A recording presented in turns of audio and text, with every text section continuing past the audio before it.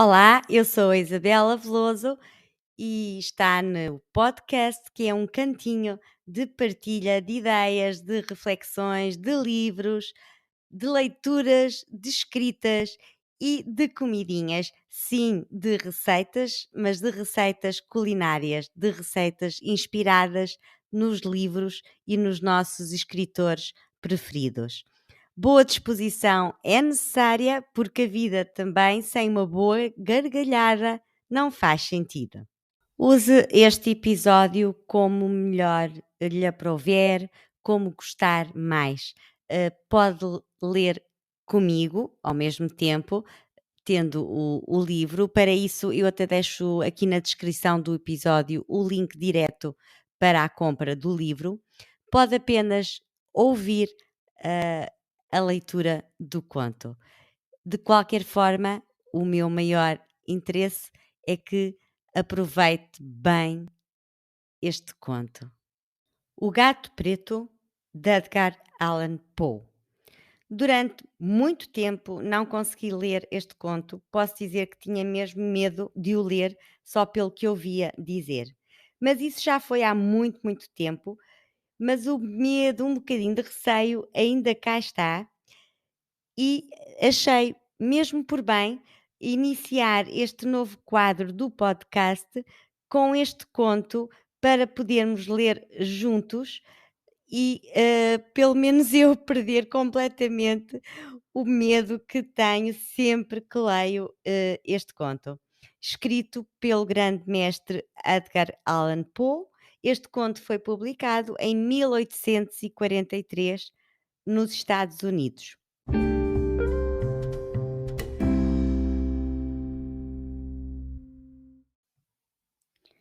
O Gato Preto, de Edgar Allan Poe. Não espero nem solicito o crédito do leitor para a tão extraordinária e, no entanto, tão familiar história que vou contar. Louco seria esperá-lo num caso cuja evidência até os meus próprios sentidos se recusam a aceitar. No entanto, não estou louco e com toda a certeza que não estou a sonhar. Mas porque posso morrer amanhã, quero aliviar hoje o meu espírito. O meu fim imediato é mostrar ao mundo, simples, sucintamente e sem comentários, uma série de meros acontecimentos domésticos. Nas suas consequências, estes acontecimentos aterrorizaram-me, torturaram-me, destruíram-me. No entanto, não procurarei esclarecê-los. O sentimento que em mim despertaram foi quase exclusivamente o de terror. A muitos outros parecerão menos terríveis do que extravagantes. Mais tarde, será possível que se encontre uma inteligência qualquer que reduza a minha fantasia a uma banalidade. Qualquer inteligência mais serena, mais lógica e muito menos excitável do que a minha encontrará tão somente nas circunstâncias que relato com terror uma sequência bastante normal de causas e efeitos. Eu paro já aqui neste primeiro parágrafo, só para fazer aqui um pequeno comentário, para referir que há aqui uma narrativa muito clássica do Edgar Allan Poe, em que ele conta na primeira pessoa, portanto, é um narrador muito perturbado e, curiosamente, não muito confiável, este narrador. Ou seja, ele conta as coisas, mas também vai nos indicando que ele próprio não estará muito saudável.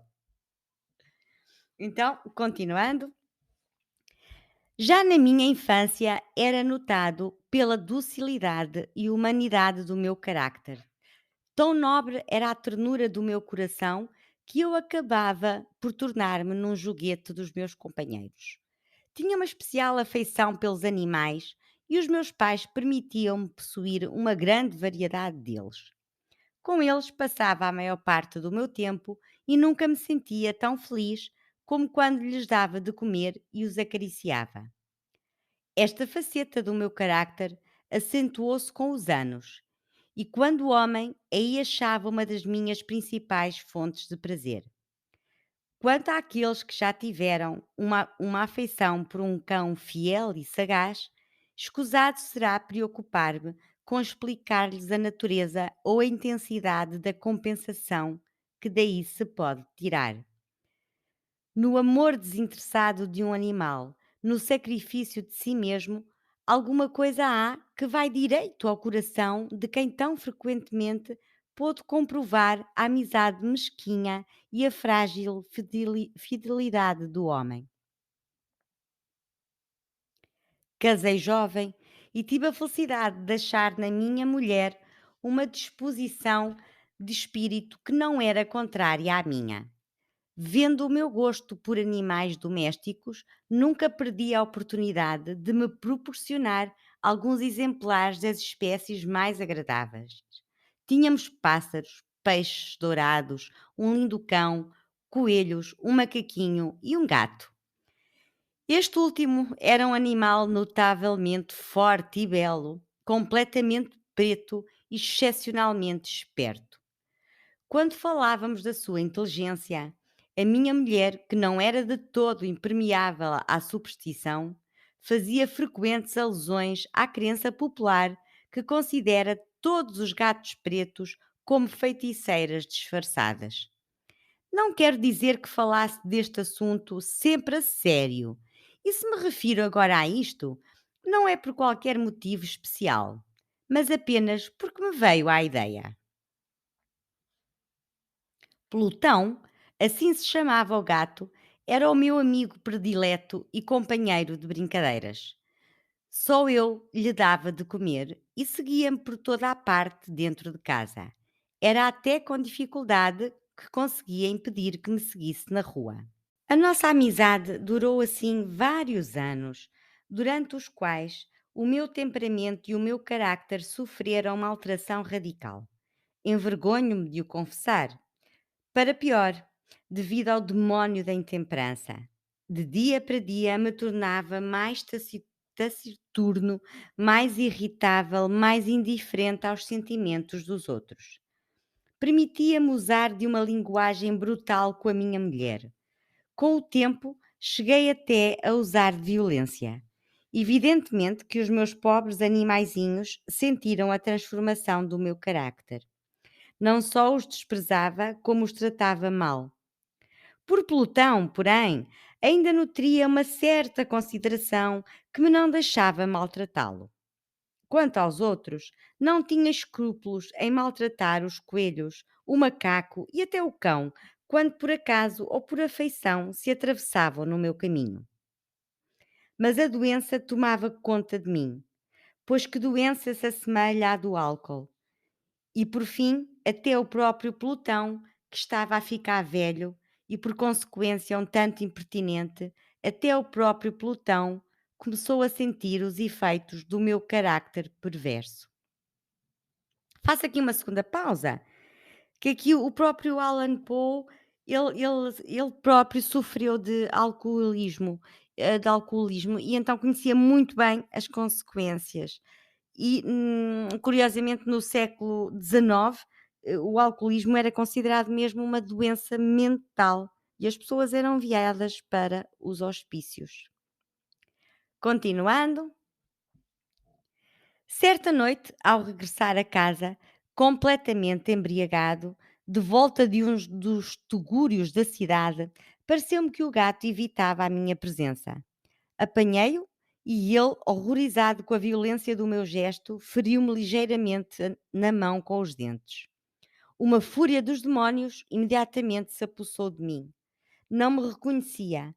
Dir-se-ia que a minha alma original se volara do meu corpo num instante e uma ruindade mais do que demoníaca, saturada de genebra, fazia estremecer cada uma das fibras do meu corpo. Tirei do bolso do colete um canivete, abri-o, agarrei o pobre animal pelo pescoço e deliberadamente arranquei-lhe um olho da órbita. Queima-me a vergonha e todo eu estremeço ao escrever esta abominável atrocidade. Quando com a manhã me voltou a razão, quando se dissiparam os vapores da minha noite de estúrdia, experimentei um sentimento misto de horror e de remorso pelo crime que tinha cometido. Mas era um sentimento frágil e equívoco, e o meu espírito continuava insensível.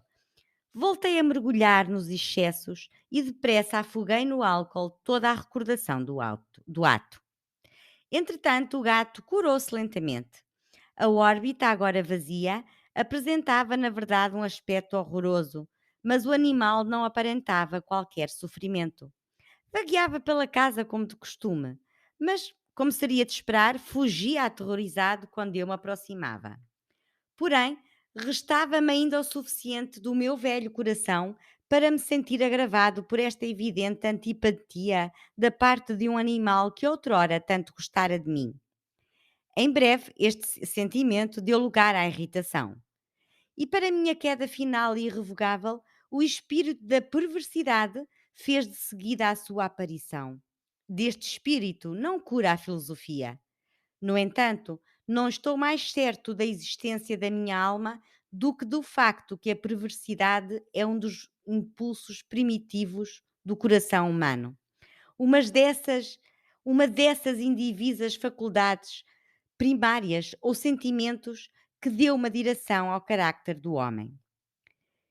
Quem se não surpreendeu já uma centena de vezes cometendo uma ação néscia ou vil pela única razão de saber que a não devia cometer? Não temos nós uma inclinação perpétua, pesa ao melhor do nosso juízo, para violar aquilo que constitui a lei, só porque sabemos que o é? E digo que este espírito de perversidade surgiu para a minha perda final. Foi este anseio insondável da alma por se atormentar, por oferecer violência à sua própria natureza, por fazer o mal só pelo mal, que me forçou a continuar e finalmente a consumar a maldade que infligi ao inofensivo animal. Certa manhã, a sangue frio, passei-lhe um nó corredio ao pescoço e enforquei-o no ramo de uma árvore. Enforquei-o com as lágrimas a saltarem-me dos olhos e com o mais amargo remorso no coração. Enforquei-o porque sabia que me tinha tido afeição e porque sabia que não me tinha dado razão para a torpeza. Enforquei-o porque sabia que ao fazê-lo estava cometendo um pecado mortal que comprometia a minha alma imortal a ponto de a colocar, se tal fosse possível, mesmo para além do alcance da infinita misericórdia do Deus mais piedoso e mais severo. Na noite do próprio dia em que este ato cruel foi perpetrado, fui acordado do sono aos gritos de fogo. As cortinas da minha cama estavam em chamas. Toda a casa era um braseiro. Foi com grande dificuldade que minha mulher, uma criada e eu conseguimos escapar do incêndio. A destruição foi completa. Todos os meus bens materiais foram destruídos e daí em diante mergulhei no desespero. Sou superior à fraqueza de procurar estabelecer uma sequência de causa e efeito entre a atrocidade e o desastre. Limito-me, porém, a narrar uma cadeia de acontecimentos e não quero deixar nem um elo sequer incompleto. Nos dias que se sucederam ao incêndio, visitei as ruínas. As paredes, à exceção de uma, tinham abatido por completo. Esta exceção era constituída por um tabique interior não muito espesso que estava sensivelmente a meio da casa e de encontro ao qual antes ficava a cabeceira da minha cama. O reboco resistira em grande parte à ação do fogo, facto que atribuo a ter sido pouco antes restaurado. Próximo desta parede juntara-se uma densa multidão e muitas pessoas pareciam estar a examinar certa zona em particular com minúcia e grande atenção. A minha curiosidade foi despertada pelas palavras estranho, singular e outras expressões semelhantes. Aproximei-me e vi, como se fora gravado em baixo relevo, sobre a superfície branca, a figura de um gato gigantesco. A imagem estava desenhada com uma precisão realmente espantosa. Em volta do pescoço do animal estava uma corda. Mal vi a aparição, pois nem podia pensar que de outra coisa se tratasse, o meu assombro e o meu terror foram imensos.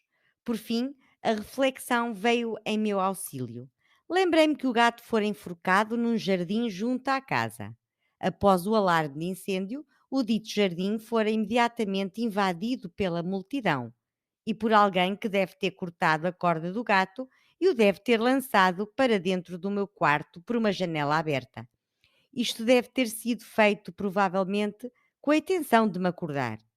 A queda das outras paredes tinha comprimido a vítima da minha crueldade na substância do reboco recentemente aplicado e cuja cal, combinada com as chamas e o amoníaco do cadáver, tinha produzido a imagem tal como eu a via.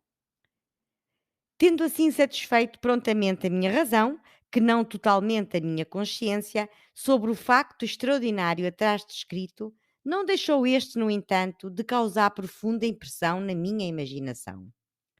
Durante meses não consegui libertar-me do fantasma do gato, e durante este período voltou-me ao espírito uma espécie de sentimento que parecia remorso, mas que o não era.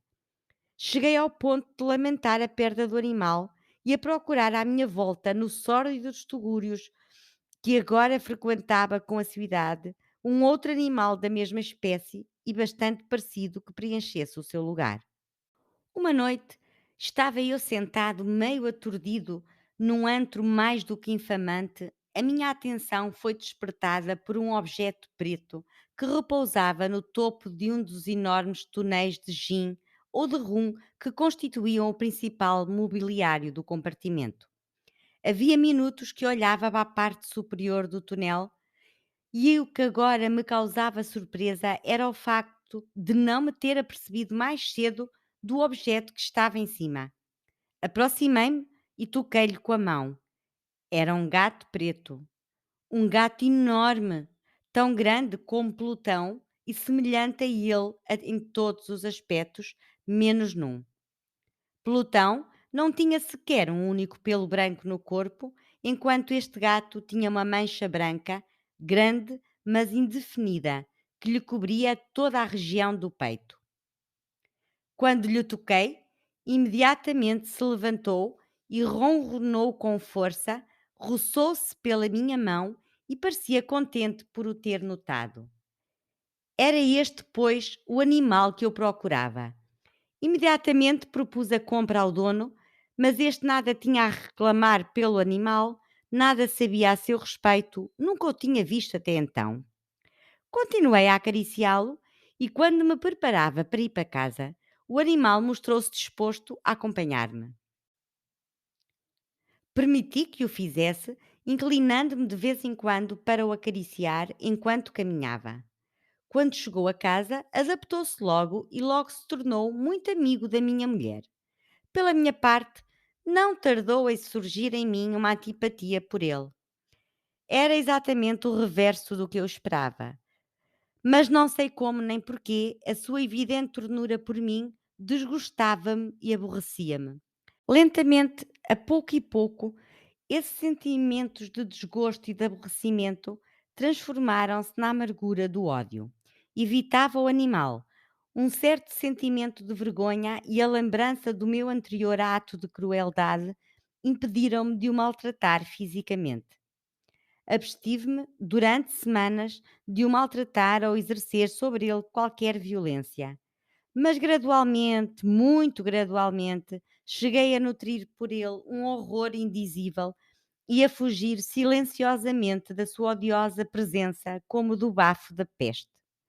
O que aumentou sem dúvida o meu ódio pelo animal foi descobrir na manhã do dia seguinte a tê-lo trazido para casa que, tal como Plutão, tinha também sido privado de um dos seus olhos.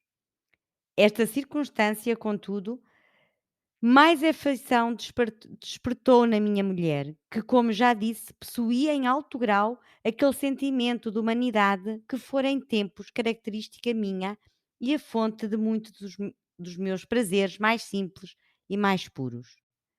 Com a minha aversão pelo gato, parecia crescer nele a sua preferência por mim. Seguia os meus passos com uma pertinácia que seria difícil fazer compreender ao leitor. Sempre que me sentava, enroscava-se debaixo da minha cadeira ou saltava-me para os joelhos, cobrindo-me com as suas repugnantes carícias. Se me levantava para caminhar, metia-se-me entre os pés e quase me fazia cair, ou fincando as suas garras compridas e aguçadas no meu roupão, trepava-me até ao peito. Em tais momentos, embora a minha vontade fosse matá-lo com uma pancada, era impedido de o fazer, em parte pela lembrança do meu crime anterior, mas principalmente devo desde já confessá-lo por um verdadeiro medo do animal. Este medo não era exatamente o receio de um mal físico. No entanto, é-me difícil defini-lo de outro modo. Quase me envergonhava a admitir. Sim, mesmo aqui, nesta cela de malfeitor, eu aqui paro um bocadinho a leitura, porque ficámos a saber agora que o narrador está numa cela, estará preso. Continuando. Eu me envergonho de admitir que o terror e o horror que o animal me infundia se viam acrescidos de uma das fantasias mais perfeitas que é possível conceber. Minha mulher tinha-me chamado várias vezes a atenção para o aspecto da mancha de pelo branco de que já falei e que era a única diferença aparente entre o estranho animal e aquele que eu tinha eliminado. O leitor lembra-se-á que esta marca, embora grande, era originariamente bastante indefinida, mas gradualmente, por fases quase imperceptíveis, e que durante muito tempo a minha razão lutou por rejeitar como fantasiosas, assumira finalmente uma rigorosa nitidez de contornos. Era agora a imagem de um objeto que me repugna mencionar, e por isso eu o odiava e temia acima de tudo, e ter-me-ia visto livre do monstro se o ousasse. Era agora a imagem de uma coisa abominável e sinistra, a imagem da forca. Oh, lúgubre e terrível máquina de horror e de crime, de agonia e de morte. Por essa altura, eu era, na verdade, um miserável maior do que toda a miséria humana e um bruto animal, cujo semelhante eu destruíra com desprezo, um bruto animal a comandar-me a mim, um homem feito à imagem do Altíssimo. Ó desventura insuportável! Ah, nem de dia nem de noite, nunca, nunca mais conheci a bênção do repouso. Durante o dia, o animal não me deixava um só momento. De noite, a cada hora, quando despertava dos meus sonhos, cheios de indefinível angústia, era para sentir o bafo quente daquela coisa sobre o meu rosto e o seu peso enorme, encarnação de um pesadelo que eu não tinha forças para afastar, pesando-me eternamente sob o coração. Sob a pressão de tormentos como estes, os fracos resquícios do bem que havia em mim desapareceram. Só os pensamentos pecaminosos me eram familiares, os mais sombrios e os mais infames dos pensamentos. A tristeza do meu temperamento aumentou até se tornar em ódio a tudo e à humanidade inteira. Entretanto, a minha dedicada mulher era a vítima mais usual e paciente das súbitas, frequentes e incontroláveis explosões de fúria a que então me abandonava cegamente. Um dia, acompanhou-me por qualquer afazer doméstico à cave do velho edifício onde a nossa pobreza nos forçava a habitar. O gato seguiu-me nas escadas íngremes e quase me derrubou, o que me exasperou até à loucura. Apoderei-me de um machado e, desvanecendo-se na minha fúria o receio infantil que até então tinha detido a minha mão, desferi um golpe sobre o animal que seria fatal se o tivesse atingido como eu queria. Mas o golpe foi sustido diabolicamente pela mão da minha mulher. Enraivecido pela sua intromissão, libertei o braço da sua mão e enterrei-lhe o machado no crânio. Caiu morta, ali mesmo, sem um queixume. Consumado este horrível crime, entreguei-me de seguida com toda a determinação à tarefa de esconder o corpo. Sabia que não o podia retirar de casa, quer de dia, quer de noite, sem correr o risco de ser visto pelos vizinhos. Muitos projetos se atropelaram no meu cérebro. Em dado momento, cheguei a pensar em cortar o corpo em pequenos pedaços e destruí-los um a um pelo fogo. Noutro, decidi abrir uma cova no chão da cave. Depois, pensei em deitá-lo ao poço do jardim ou metê-lo numa caixa como qualquer vulgar mercadoria e arranjar um carregador para o tirar de casa. Por fim, detive-me sobre o que considerei a melhor solução de todas. Decidi emparedá-lo na cave, como, segundo as narrativas, faziam os monges da Idade Média às suas vítimas. A cave parecia convir perfeitamente aos meus intentos. As paredes não tinham sido feitas com os acabamentos do costume e recentemente tinham sido rebocadas com uma argamassa grossa que a umidade ambiente não deixara endurecer. Além do mais, numa das paredes havia uma saliência causada por uma chaminé falsa ou por uma lareira que tinha sido entaipada para se assemelhar ao resto da cave. Não duvidei que me seria fácil retirar os tijolos neste ponto, meter lá dentro o cadáver e tornar a pôr a taipa como antes, de modo que ninguém pudesse lobrigar qualquer sinal suspeito. Não me enganei nos meus cálculos. Com o auxílio de um pé de cabra, retirei facilmente os tijolos e, depois de colocar cuidadosamente o corpo de encontro à parede interior, mantive-o naquela posição, ao mesmo tempo que, com um certo trabalho, devolvia a toda a estrutura o seu aspecto primitivo. Usando de toda a precaução, procurei argamassa, areia e fibras com que preparei um reboco que se não distinguia do antigo e com o maior cuidado cobri os tijolos. Quando terminei, vi com satisfação que tudo estava certo. A parede não denunciava o menor sinal de ter sido mexida. Com o maior escrúpulo apanhei do chão os resíduos. Olhei em volta triunfante e disse para comigo: aqui pelo menos não foi infrutífero o meu trabalho. A seguir, procurei o animal que tinha sido a causa de tanta desgraça, pois que finalmente tinha resolvido matá-lo. Se o tivesse encontrado naquele momento, era fatal o seu destino. Mas parecia que o astuto animal se alarmara com a violência da minha cólera anterior e evitou aparecer-me na frente, dado o meu estado de espírito. É impossível descrever ou imaginar a intensa e aprazível sensação de alívio que a ausência do detestável animal me trouxe. Não me apareceu durante toda a noite e, deste modo, pelo menos por uma noite, desde que o trouxera para casa, dormi bem e tranquilamente. Sim, dormi, mesmo com o crime a pesar-me na consciência. Passaram-se o segundo e o terceiro dias e o meu verdugo não aparecia. Mais uma vez respirei como um homem livre.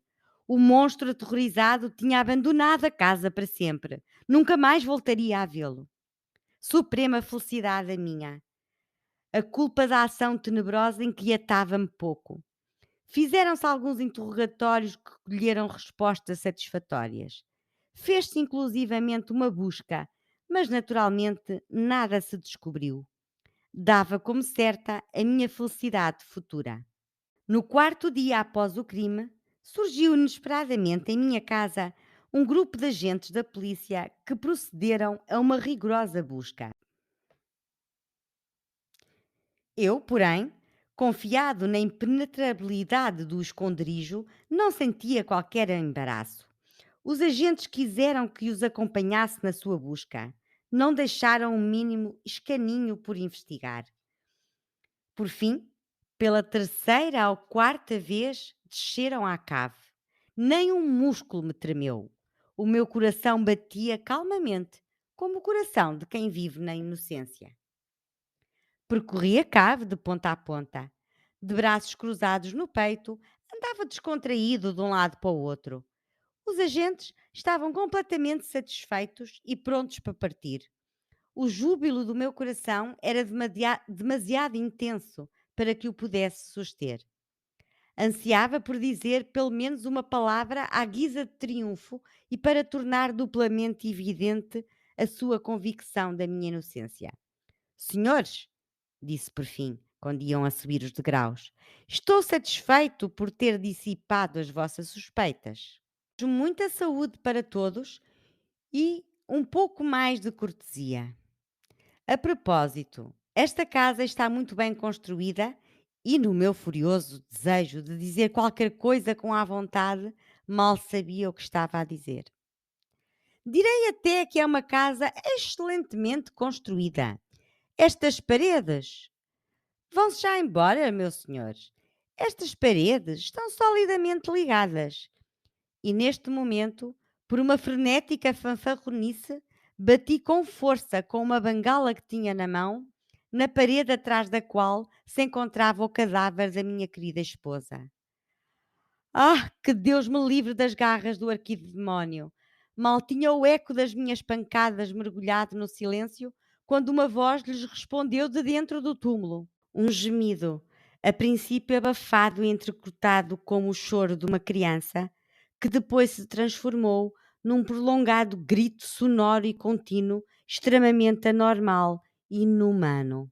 Um bramido, um uivo, misto de horror e de triunfo, tal como só do inferno poderia vir, provindo das gargantas conjuntas dos condenados na sua agonia e dos demónios no gozo da condenação. Seria insensato falar dos meus pensamentos. Senti-me desfalecer e encostei-me à parede da frente. Tolhidos pelo terror e pela surpresa, os agentes que subiam a escada detiveram-se por instantes.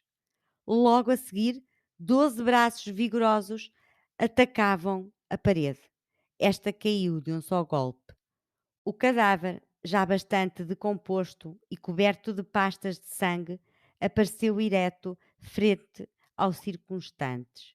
Sobre a cabeça, com as vermelhas faces dilatadas e o olho solitário chispando, estava o odioso gato, cuja astúcia me compelira ao crime e cuja voz delatora me entregava ao carrasco. Eu tinha emparedado o monstro no túmulo.